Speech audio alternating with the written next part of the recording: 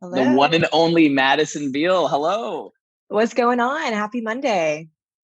Happy Monday indeed. Welcome to the Brooks on Business first podcast here with Madison Beale. Madison, what are you drinking and where are you right now?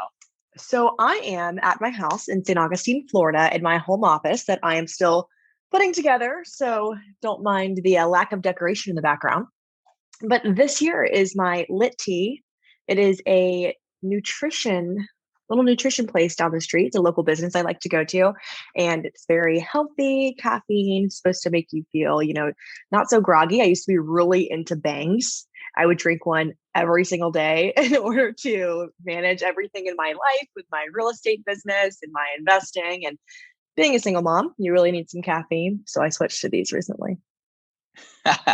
Nice. Well, I got here my favorite Dunkin' Donuts. Oh, Uh, come on. I was hoping it would at least be Starbucks or something.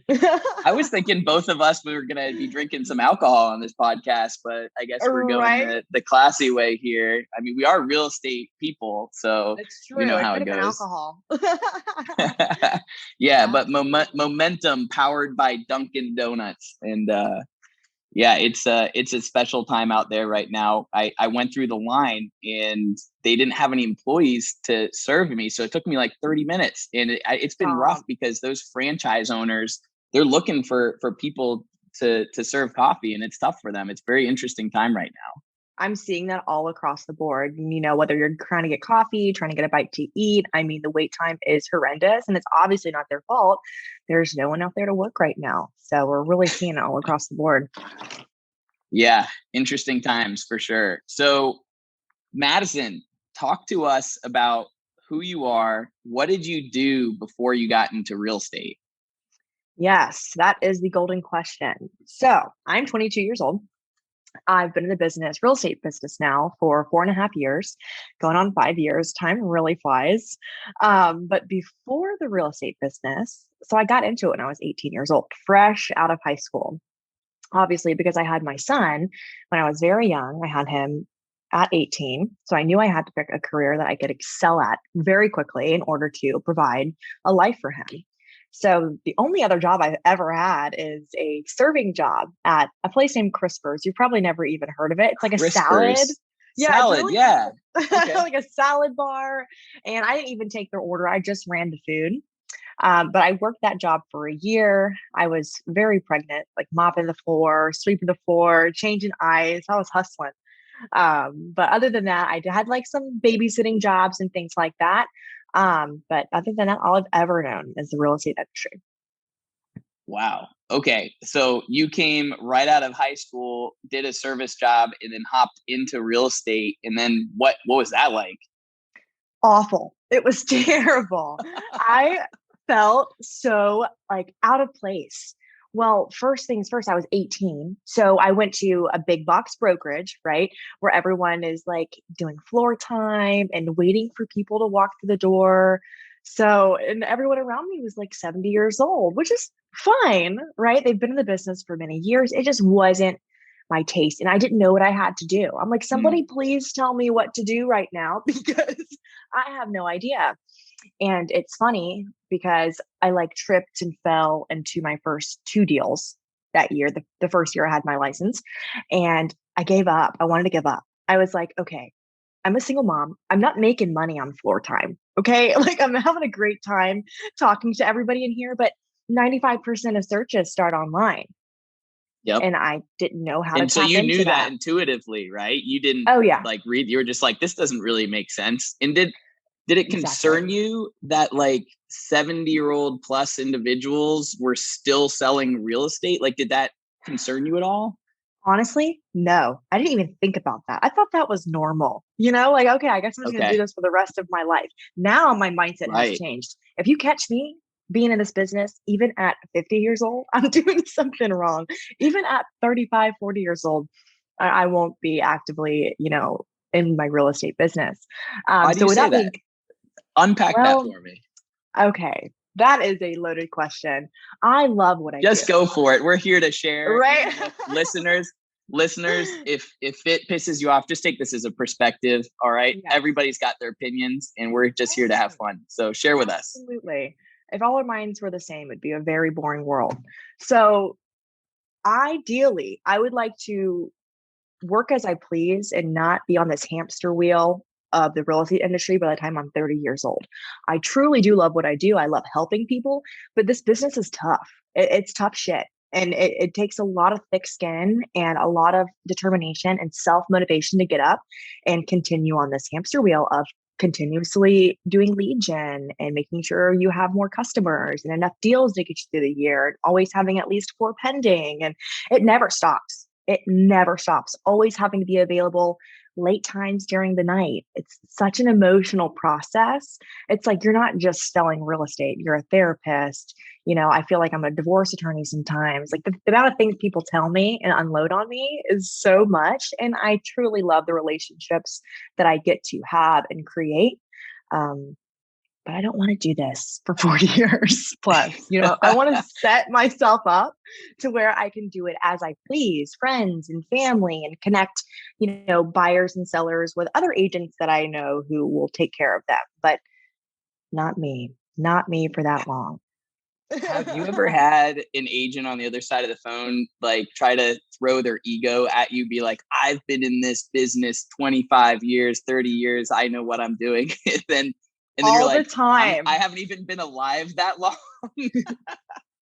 Literally all the time. I'm like, they tell me that. Yeah. I'm like, I'm sorry. I'm sorry to hear that, Karen, that you didn't play your cards right to get out of this business, 10 years ago.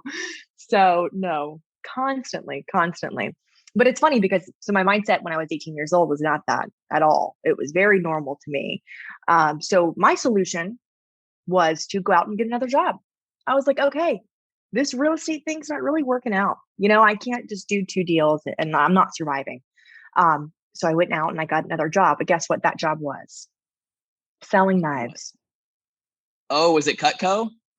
Cutco knives. Yes, you're familiar. Oh, I did not know that. Interesting. Okay. Yeah. So I was literally knocking on doors, not to sell real estate, but to sell knives. How crazy is that? Rough. So where was my mindset, right? I was struggling in a sales job. So my solution was to go out and get another sales job, which I don't know if you could guess the outcome of that one, but it did not work out. It was a major fail. And it took me right back to the drawing board. I was like, no, I got to put my 100% into real estate or nothing at all. So once I kind of made that decision and I went through my trial and error of going elsewhere for income, I realized what I had to do. And what was that? Balls to the wall, put my head down, and learn everything there is to know about the real estate industry to where I had no choice but to become a badass. So why didn't you just quit and go get like a W-2 like so many other people do, or go off to college and, do the what you're supposed to do thing? Why did you pick your own path? Because I had such a big thing on my shoulders, right? I had a son that was depending on me and I didn't want to live an average lifestyle. I grew up not having a lot of money. My parents, struggled with addiction, and I grew up in a very rural town that didn't have much money. And I saw that every day.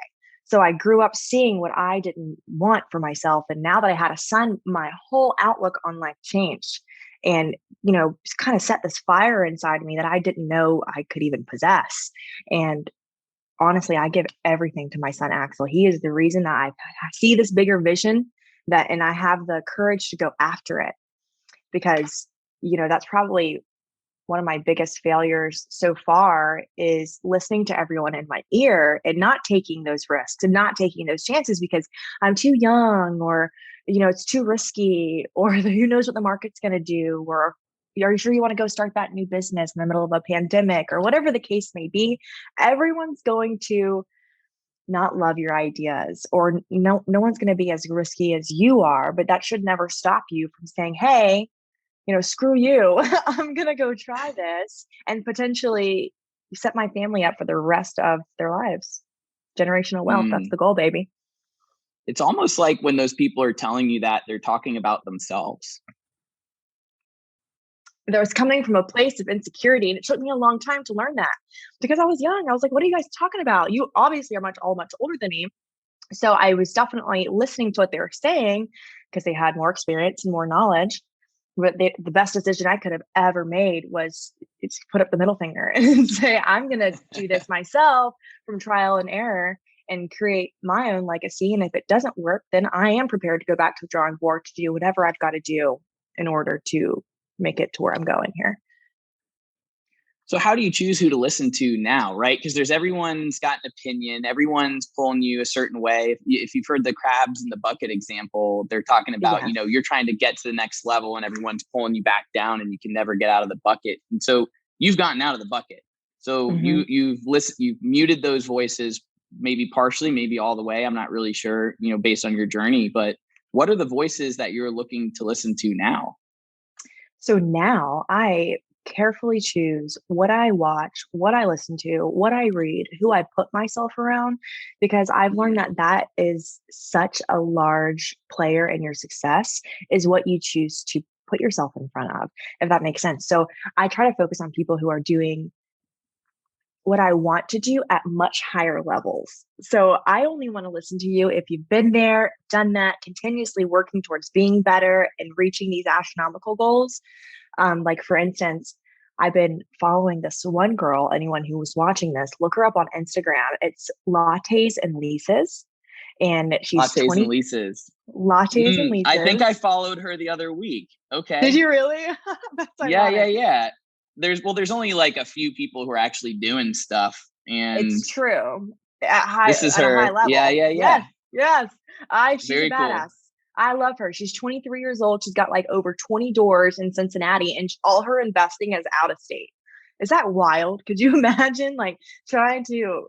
I can't manage my projects that are 10 minutes down the road. I'm like, how are you doing this? And it's because she's letting go of all the control.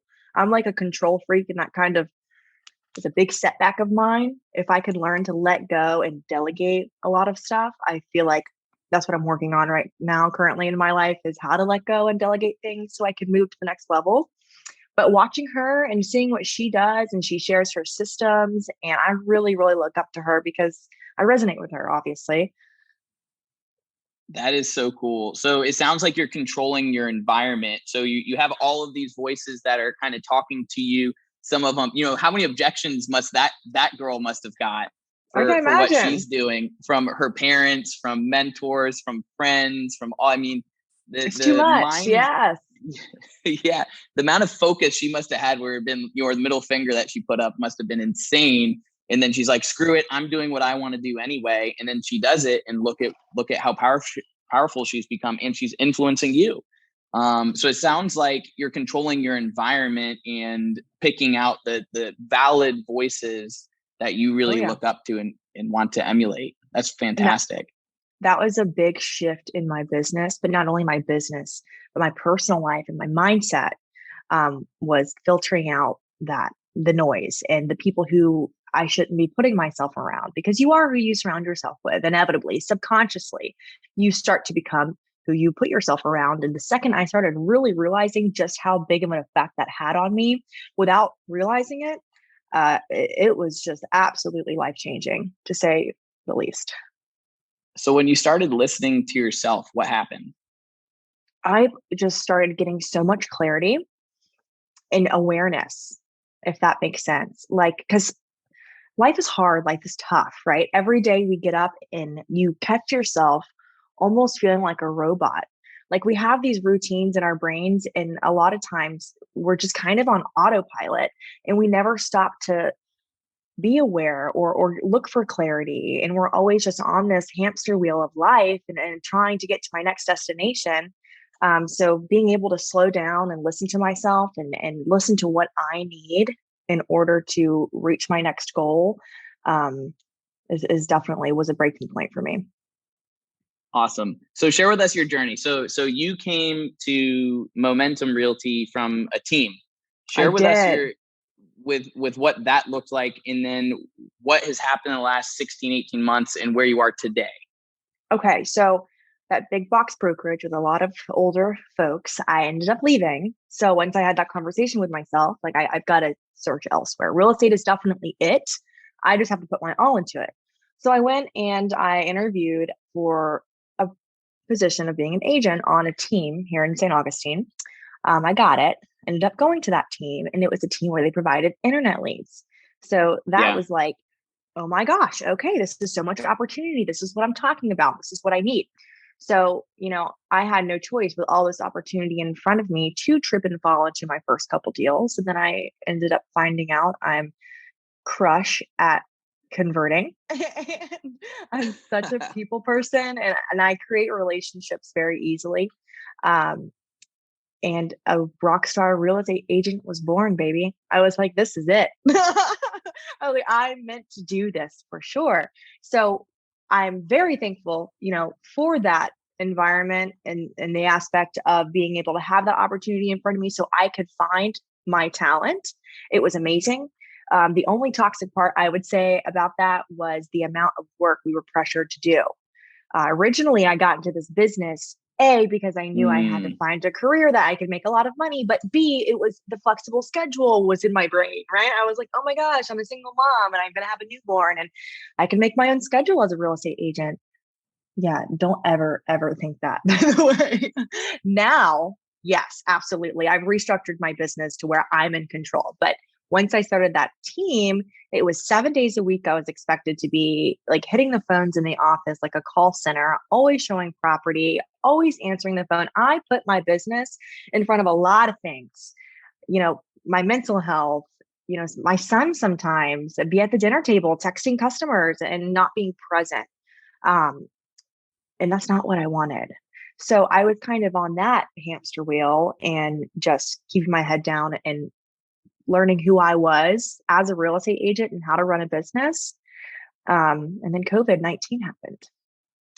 So boom, that put a shift in everything, obviously, but that was what opened up my eyes to what's really important to me. And that's time with my family and time with my son and prioritizing my son over the business. And that's ultimately Mm. when I made the decision to leave. And I found Momentum Realty with John Brooks and Brittany Brooks. And I had some crazy high level conversations that made, that made me realize that I was wasting my time. I was wasting my money, and I was wasting time with my family, which was just ultimately the most important thing to me. And that's what drove me to make that really uncomfortable leap in a time where it was, everyone's like, Madison, are you crazy? Like Yeah. you have this umbrella of a team. You have this just no risk ultimately of being under there. I had no overhead. I wasn't paying for anything. They paid for everything you needed, but they took away over half of your paycheck, of course. So you were paying for it on the back end. I said no, it feels right. Like I'm done. So Mm. ended up leaving in March So of time out. 2020. Yeah, so time out. I want to stop there because you said an interesting thing at the beginning when you're describing where you came from, which was like you had a fear of being average and not having control of your time and your freedom, and then you joined a team where you're average because it's really hard to outwork that financial model, and you have no Oh, freedom. and none, no freedom. I was always being told what to do. But you know what clouded my judgment? The money.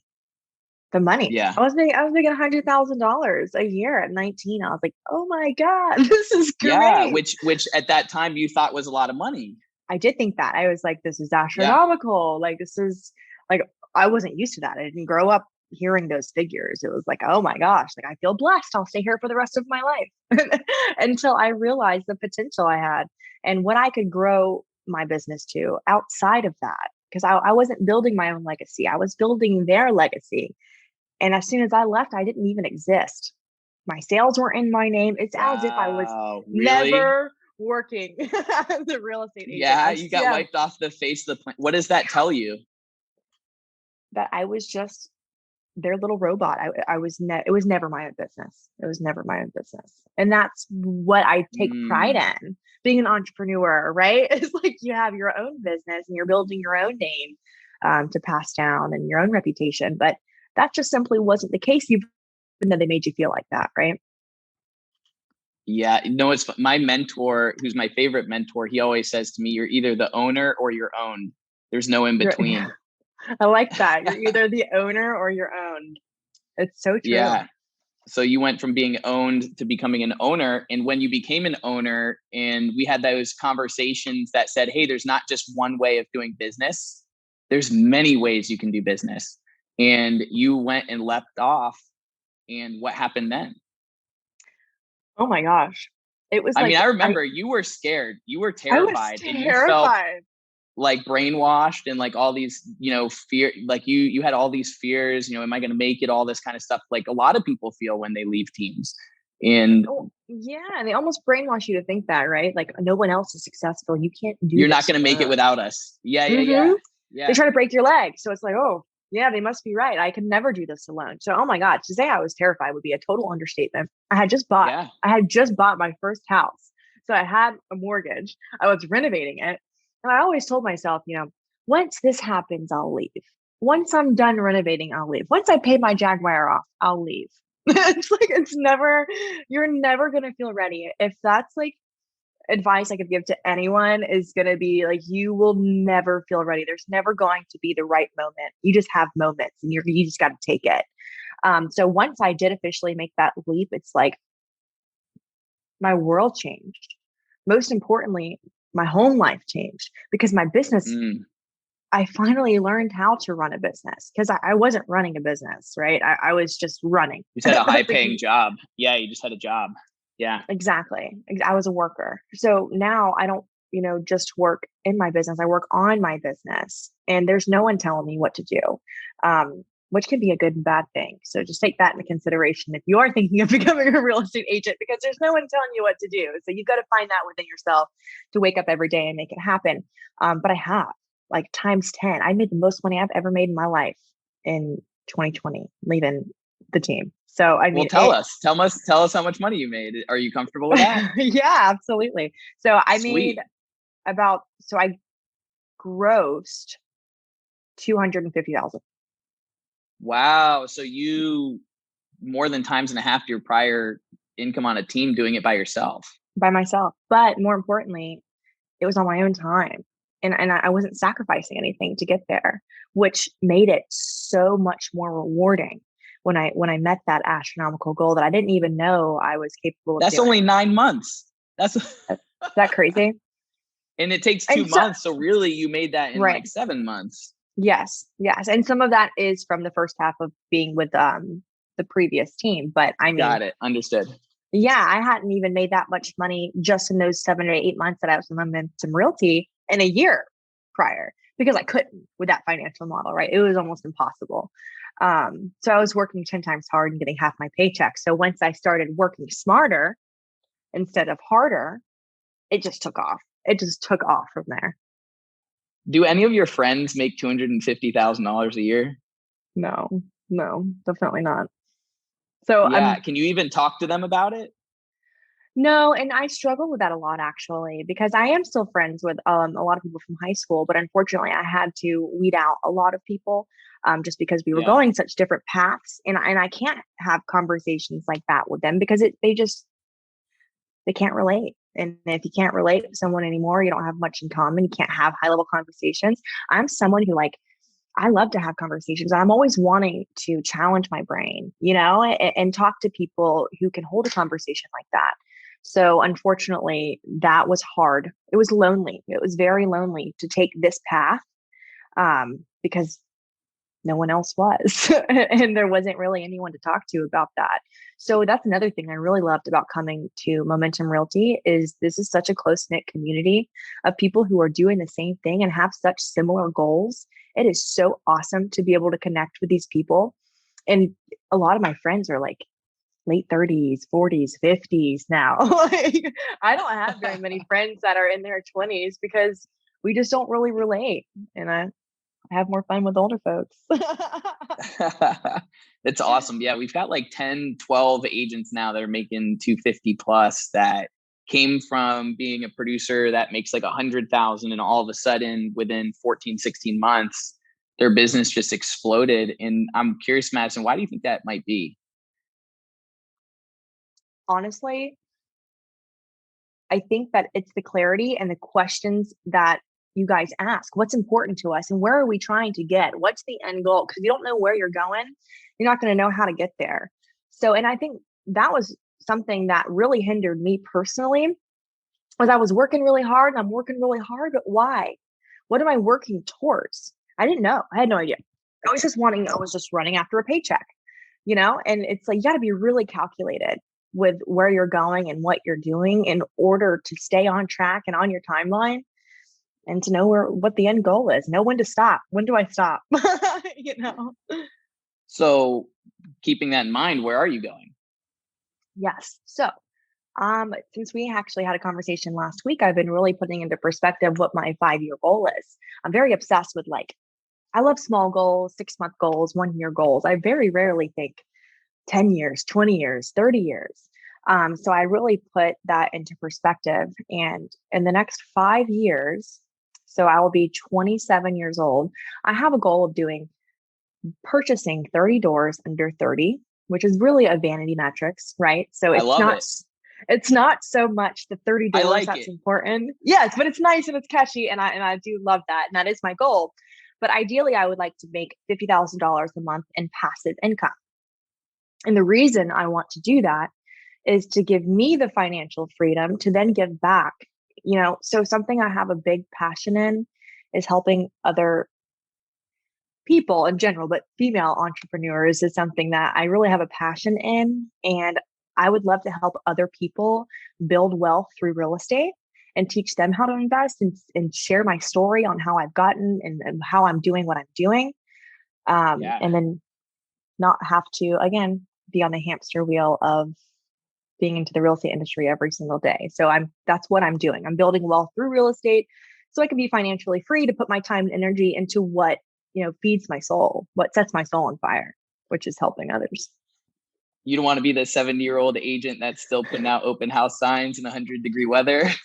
Kudos to you, Karen. I won't, all respect, but it's not going to be me. It's not going to be me. That's for sure. Yeah. And what's so crazy about that is when people use that sometimes to level them up above you, is that it seems to me that you're outselling. You've got to be the top 1% in the marketplace. I know you guys just got on the cover of Jacksonville Real Producers and told your story there. So congratulations, kudos to you. Thank you. Yeah. That was awesome. That was such a great opportunity. I mean, it was perfect to have our story out there and to tell the community what we're about and, why we do what we do. That's so big for us, is being a resource to our community. Like, we're not just salesmen. I don't really even like to use that word. Like, we truly are here to help our customers, and the relationships that I build with these people are like long lasting for life. I love my customers, most of them. That is so refreshing to hear, because as I'm watching, large lead aggregators build these platforms, they've become extremely transactional to the point where they don't even want a human involved in the process. Oh, I know. And there's so many people that get frustrated with that. But then there's the other subsegment of people saying, well, 70% of the agents in the marketplace don't provide any value or make transactions harder. What do you think about that? So, unfortunately, you've got these big groups that are coming in and trying to pretty much get rid of the real estate agent entirely. And I just have a really hard time grasping that, or seeing that completely take over the real estate industry, because it's such this is such an emotional process we're dealing with here. When people are selling or buying the biggest financial decision of a person's life, they don't want to be talking to a robot. I mean, I get it, right? It's 2021. We're going into 2022. But when it comes to buying and selling houses, they want that real connection with a person. And mind you, of course, real estate agents sometimes have a bad reputation, like along with car salesmen and things like that. Yes. But there are good realtors out there. And I just can't foresee Wall Street taken over to the point where it gets rid of that.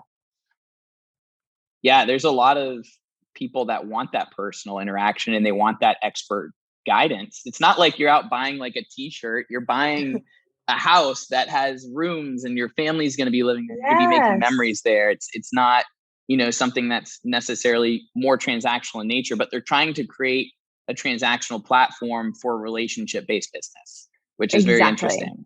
Very interesting. And they're setting it up as though it's easier and it's more seamless that way. And you don't have to do this, that, or the other. But at the end of the day, you're leaving money on the table, or else they wouldn't be buying it. Oh, yeah. How much money do you think people will leave on the table? Oh my gosh, I would at least 10%. Yeah, I had an offer in the mail, and it just said, hey, we'll make an offer on your house for 180. I looked up on that same company's website, and they said that the value is like 280. And so I'm like, I wonder where they're a business that exists to make money off of you. So like, you think you're getting a good deal, but they're going to make money off of you. So it's an interesting, when the consumer sees that.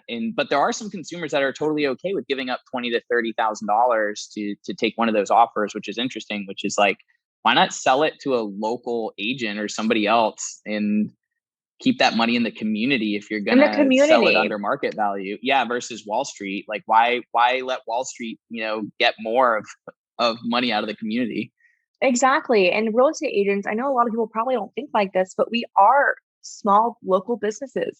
That's exactly what we are. You're putting food on my child's table, and you're keeping it in the community, and you're not letting Wall Street win.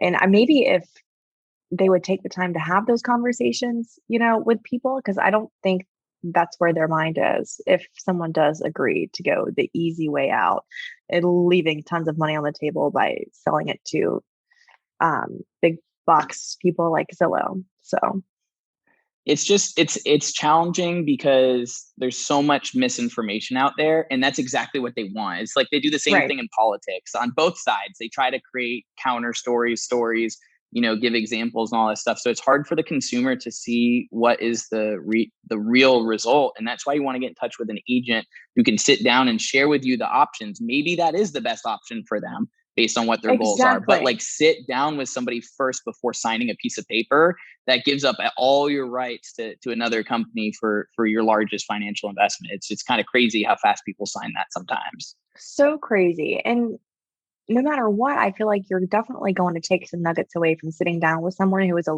local market expert. Yes. Who helps people sell and buy in this community specifically for years. So, I mean, it's always worth the conversation. It's always worth to check all of your options to make sure you're making the best decision, especially when it comes to something so important like selling your house. Yeah, totally. So Madison Beale, you have what, two properties now, 3 properties? I have 3 properties, 5 doors. Okay. 5 doors. Beautiful. Yeah. And so you recently bought an Airbnb, and I'm asking, so you have 5 doors. So is it 30 properties or 30 doors for your goal? 30 doors. So okay, ideally, so you have 25. Okay. Yes. So ideally from here on out, I really only want to buy multifamily properties. And that means more than 1 door. So at least 2 to 4 units at the property. So my first purchase was a foreclosure, and it was a single family residence, but I don't regret that buy. It was a great buy. Okay. Cause I bought it for $230. It's now worth $420. And the long term that deserves a little clap right there. Right? Yeah. Seriously. My mortgage is $1,300 a month. I have it currently rented out to a wonderful family for $3,250 a month. Yes. So for the long-term ROI, that is just insane numbers. And it's really hard to find something like that in our current market. So I am just patting myself on the back and pulling the trigger on that. And it's funny because I only lived in there 8 months. Lived in there 8 months, and then boom, bought another one, and then bought another one that I just moved into here uptown St. Augustine. But to answer your question, yes, I did purchase a home that was built in 1928. It's a 3-2 that I just put on Airbnb.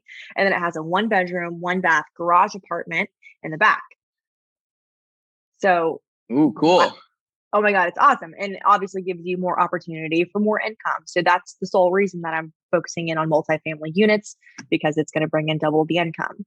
So I actually just put the main house up on Airbnb last week.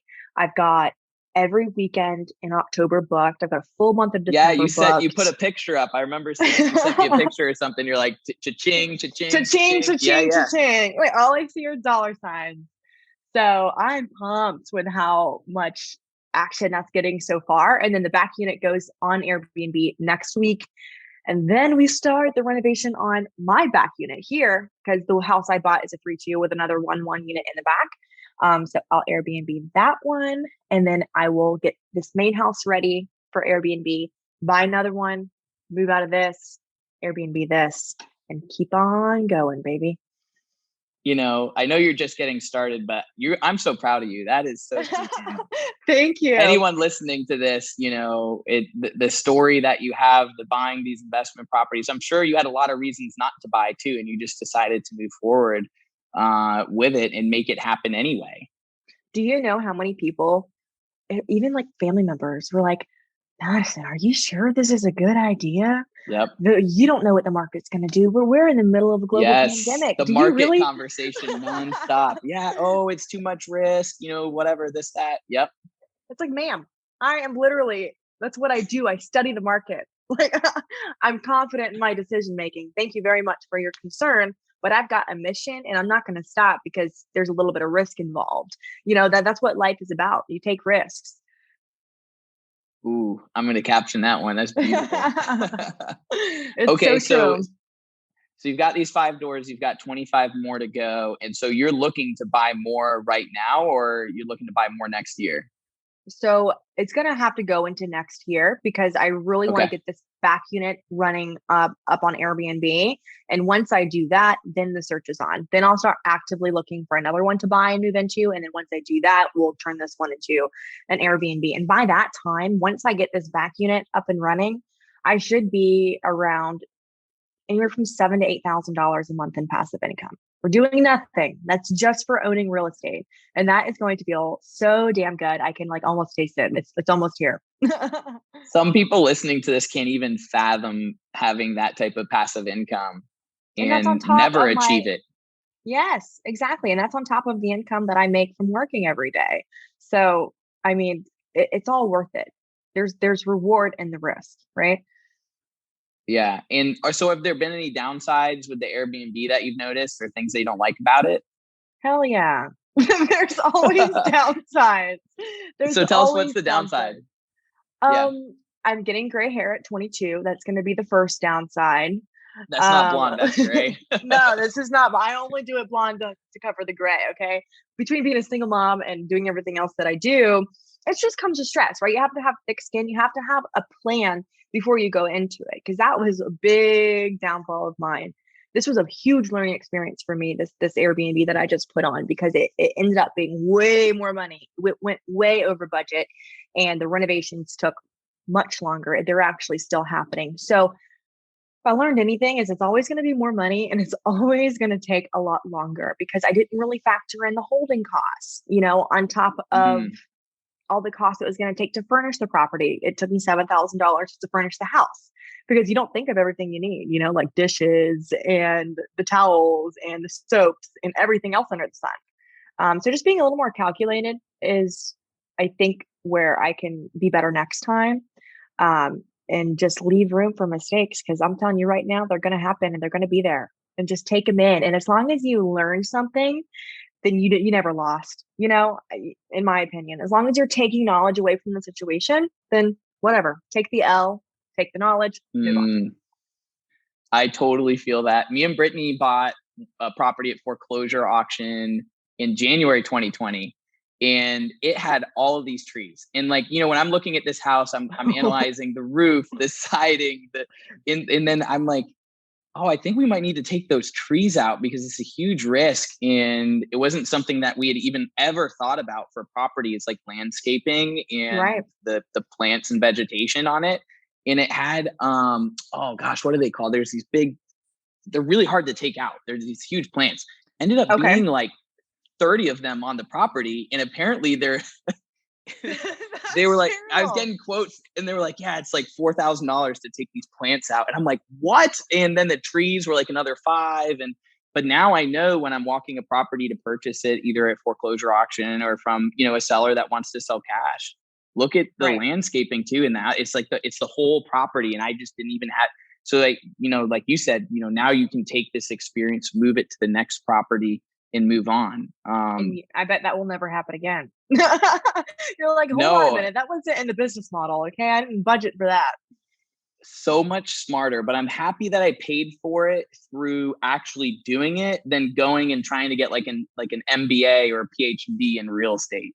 Oh yeah, that's the best You know way what to I'm learn saying? anything. Yeah. Absolutely. That's like the only way to learn anything is you just go out head first and you do it. You make mistakes and you fail and then you get back up again and then you're better the next time around. Yeah, I have a lot of buddies that read books, do the podcast thing, and they're very smart. They keep getting all this, and then they do nothing. Yeah, And so then I'm that's like, the guys, like issue. yeah, like when are you gonna actually pull the trigger and buy something? And they'll have 100 reasons of why they shouldn't do something. Just like, hey, there's 100 reasons you shouldn't leave the real estate team. There's 100 reasons why you shouldn't buy that Airbnb. There's 100, and they, the ones that really succeed are the ones that like, I understand the risks and I'm moving forward anyway. Well, it's so funny because there's no secrets in this life. We're in 2021. We have all the information we could ever need about anything at the Yeah. touch of our fingertips. It is the simple fact that a very small percentage of humans are willing to take it into action and actually execute what they learn. So you can sit there and learn all day long, and that's great. But knowledge is only power if you implement it, right? That's like my favorite saying lately. It's wonderful. So your goal is 30, and then once you hit your 30, and I believe you'll probably hit that before 25, just the way I think, things are going. yeah, So I think so too. I might need to up that goal a little bit. I think that's a small goal for you. But once you hit that 30, let's say you have $50,000 a month cash flow coming in, your rentals are being paid off, you're depreciating them, you're getting tax benefits, you have a liability policy. It's all good. Like it's a great portfolio that's going to launch you to the next level. Who is Madison Beale at that time? An educator, someone who's going to help other women, other single moms create this awesome life and just to go out there and against all odds, it really doesn't matter. You can do it. Like you can do it. I didn't come from money. I came, there was hardships I went through. I was in an abusive relationship. I was a single mom. I felt like I had nothing and I felt like I had no one. But Mm, none of that matters. It doesn't matter where you came from. It only matters where you're going. And as long as you believe in yourself, it's crazy. It's crazy what you can do. yeah. And did you ever, thanks for sharing that. In how, if you're in that type of situation and you're thinking about like the future possibilities, how did you get over that? Because it seems like you had a lot of things, growing up not with wealth, being in the relationship, having a child, being very young in a business where you could be the youngest person in the room in most rooms that you're in still achieving this level of success. Like what makes you tick? How did you get past that? I had no choice. I was in fight or flight mode and I wasn't going to flee. I was going to fight. So this was me fighting and keeping my head down for the past, 5 years and knowing what I want. I know what I want and I choose to work every day towards that relentlessly. And it's gotten me here. And honestly, it's my son. It's my son. He is my motivation, and he is the reason. There's a fire under my ass, and we are going to make it. We are going to get there. And when I am making $50,000 a month in passive income, we are going to travel the world. I am going to submerge him in all different types of environments. And I didn't get that growing up. I never traveled. I didn't do any of that, and I just really want to show him the world. That's amazing. Well, props to you. Okay. So we're going to switch gears now. And then after talking Yes. about all your successes and some failures, what has been your biggest failure, either personal or business? Biggest failure, I would say, is not taking action sooner is probably my biggest downfall, and letting fear lead me versus what I know I'm capable of. Because life is scary.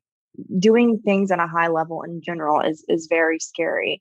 And it's so easy to hide behind fear and being scared of what people think and being judged or and I wish that I wouldn't have let that control my life so much because I definitely did. I definitely listened to the outside noise way more than I should have. And I think if I had not have done that, then I might have been able to grow a little bit faster and learn a little bit more. So that's something that I've learned now, obviously, is to put the middle finger up and not listen to that. And listen, your intuition is so important, and you know what's best for you, and only you know what's best for you. So don't hide behind fear. Everything is on the other side of fear. Love it. And what's your favorite book and why?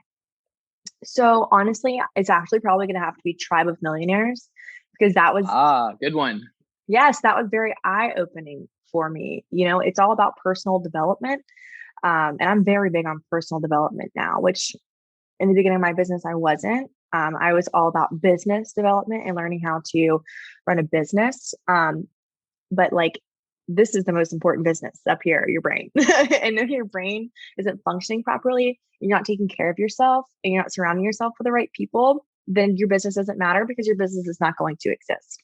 So mental health is so important.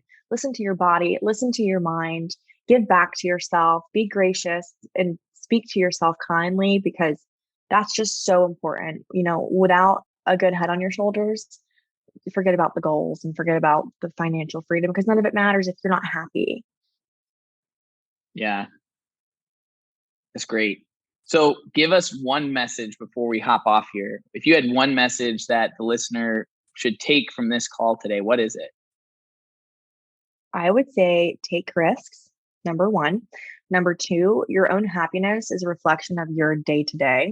Create an environment that allows you to grow and flourish, and put yourself first. That would be my message. And that's what has allowed me to give back to other people and pour back into my son, is taking care of myself. Love it. Well, Madison Beale, thanks for coming on the first Brooks on Business podcast. And we are excited to share this with you. And if you want to follow Madison, where can they find you? You can find me on Instagram. You can find me on Facebook, TikTok. They're all going to be Madison Closes 904. Follow me. And thank you, John, so much for having me. This was amazing. I love having these conversations, and make sure you like and share. All right. Thanks, everybody. Thanks for joining.